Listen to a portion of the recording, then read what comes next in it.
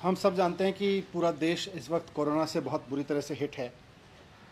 और ये जो दूसरी वेव आई है पूरे देश में, दिल्ली में तो चौथी वेव है, दूसरी वेव के तहत पूरे देश में हाहाकार मचा हुआ है और हम अपने लोगों को चाह के भी नहीं बचा पा रहे हैं।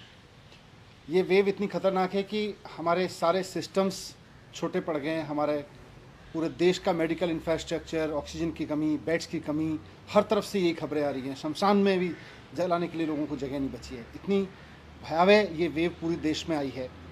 वैसे में बीच में जब वैक्सीन आई थी तो एक थोड़ी सी उम्मीद जगी थी कि शायद अब कोरोना की वजह से लोगों को मरना नहीं पड़ेगा हमारे देश में।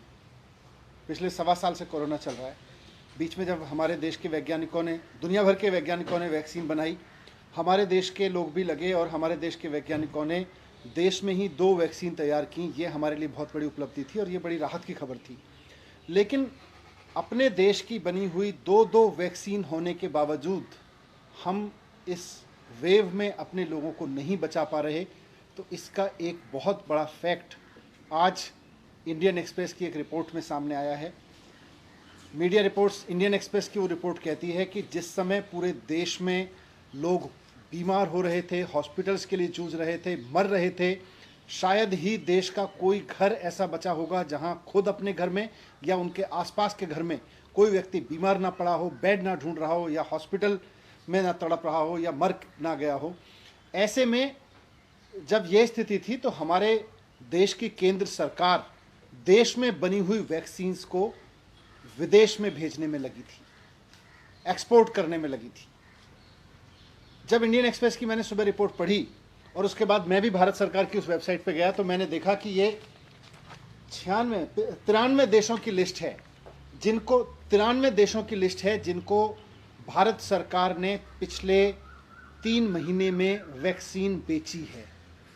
भारत में बनी हुई, भारत के वैज्ञानिकों की खोजी हुई वैक्सीन हमने 93 देशों में बेच दी। 6.5 करोड़ वैक्सीन की डोजेज हमने दूसरे देश के लोगों को भेज दी।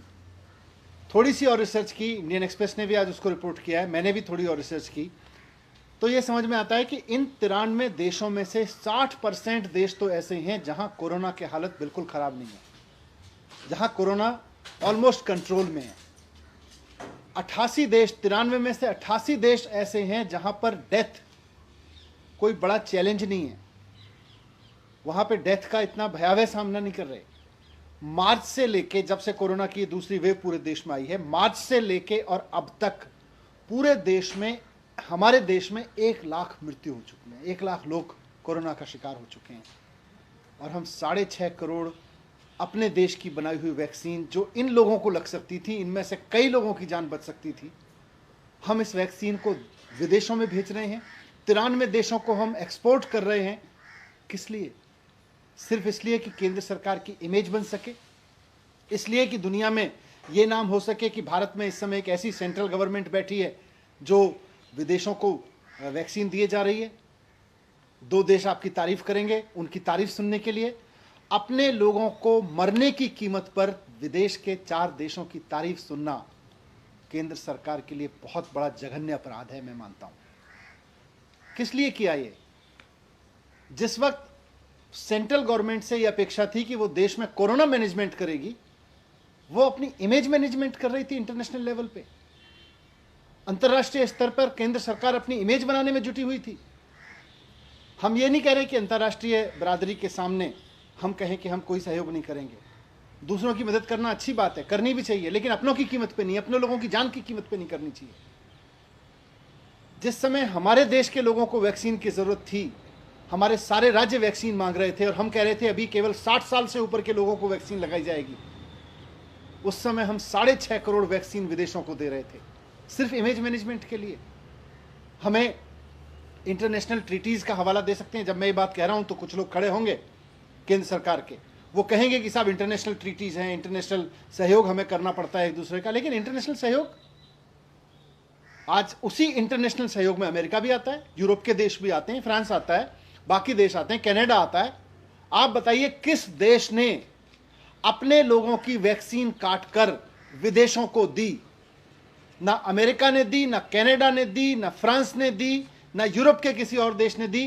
केवल हमारी केंद्र सरकार ऐसी थी जो 93 देशों को अपनी इमेज बनाने के लिए वैक्सीन दे रही थी और हमारे देश में लोग मर रहे थे। ये जघन्य अपराध है। अपनी इमेज बनाने के लिए बहुत बड़ा अपराध किया है भारत सरकार ने। आज पूरे देश में वैक्सीन की शॉर्टेज है। आज लोग मर रहे हैं कि हमें वैक्सीन मिल जाए किसी तरह से। दिल्ली में जब से हमने वैक्सीनेशन का प्रोग्राम शुरू किया है, जब केंद्र सरकार ने 60 साल के लोगों के लिए किया, हमने बड़ी संख्या में 60 साल के लोगों को वैक्सीन लगाई। जब सेंट्रल गवर्नमेंट ने बोला कि अब 45 साल से ऊपर के लोगों को वैक्सीन उपलब्ध है, हमने बड़ी संख्या में 45 साल के ऊपर के लोगों को लगाई। लेकिन जब यूथ के लिए वैक्सीन लगाने की बारी आई और हमने सेंटर्स खोले जगह जगह, तो केवल 5.5 लाख वैक्सीन अभी तक यूथ के लिए दी गई हैं। अपने देश के नौजवानों के लिए 5.5 लाख वैक्सीन और विदेशों में इमेज बनाने के लिए 6.5 करोड़ वैक्सीन। हमारे देश के नौजवानों की कीमत नहीं है क्या? उनकी जान की कोई कीमत नहीं है क्या? हमारे देश के लोगों की जान की, उनको जान बचाने के लिए वैक्सीन की जरूरत नहीं है क्या? अगर अमेरिका ये सोचता है कि हम अपने देश के लोगों के लिए वैक्सीन की व्यवस्था करेंगे, यूरोप के देश ये सोचते हैं, कनाडा ये सोचता है, तो भारत सरकार ने ये क्यों नहीं सोचा कि पहले हमें वैक्सीन अपने देश के लोगों को देनी चाहिए? इन सारी इंटरनेशनल ट्रीटीज में सारे देश आते हैं। फ्रांस, किसी देश ने नहीं दी। केवल फ्रांस एकमात्र ऐसा देश है जिसने मार्च में नहीं, पिछले महीने अपने देश के सारे लोगों के लिए वैक्सीन इंश्योर करने के बाद पिछले महीने केवल 1 लाख डोज इंटरनेशनली उपलब्ध कराई हैं। और हम अपने देश के लोगों को कह रहे हैं हम 60 साल से ऊपर के लोगों को नहीं देंगे, बहुत लिमिटेड में देंगे शुरू में। अभी हम 45 साल तक के लिए देंगे, अभी हम 18 साल के लिए केवल 4.5 लाख देंगे और 6.5 करोड़ वैक्सीन हम दूसरे देशों को दे रहे हैं। आज दिल्ली में जब से हमने ये 18 से 24 साल का वैक्सीनेशन का प्रोग्राम शुरू किया है, 18 से 44 साल के लिए ऑनलाइन अपॉइंटमेंट ले रहे हैं लोग।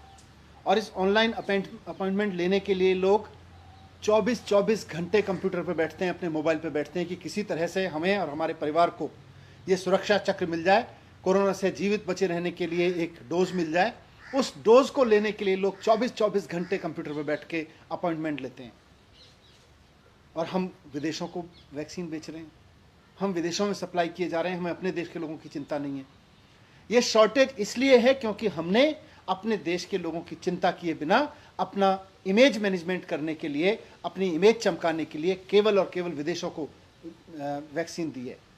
मेरा अब जो हुआ सो हुआ, मेरा केंद्र सरकार से रिक्वेस्ट है कि ये जो 93 देश हैं, इनको आपने जो भी वैक्सीन दी, ठीक है, वहाँ भी हो सकता है कुछ लोगों की जान बची हो, लेकिन अंतर्राष्ट्रीय बिरादरी से कुछ सीखिए।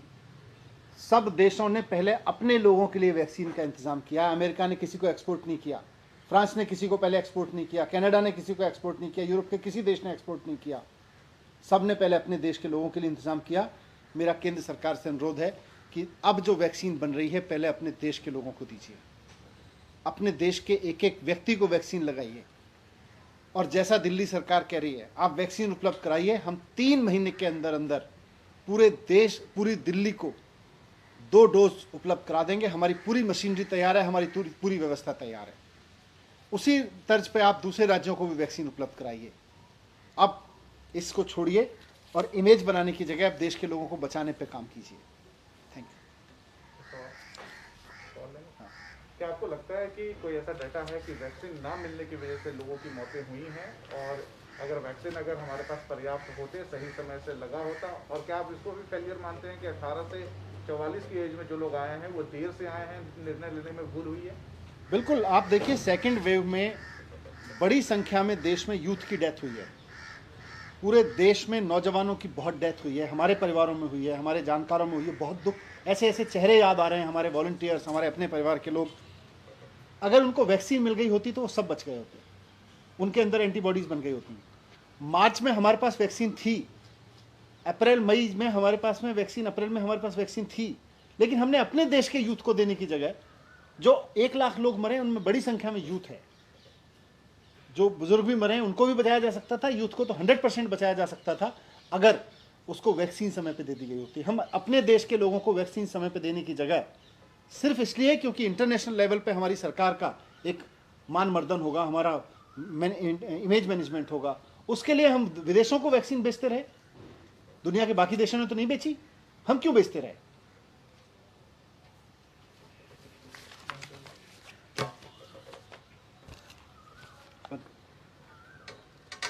हैं।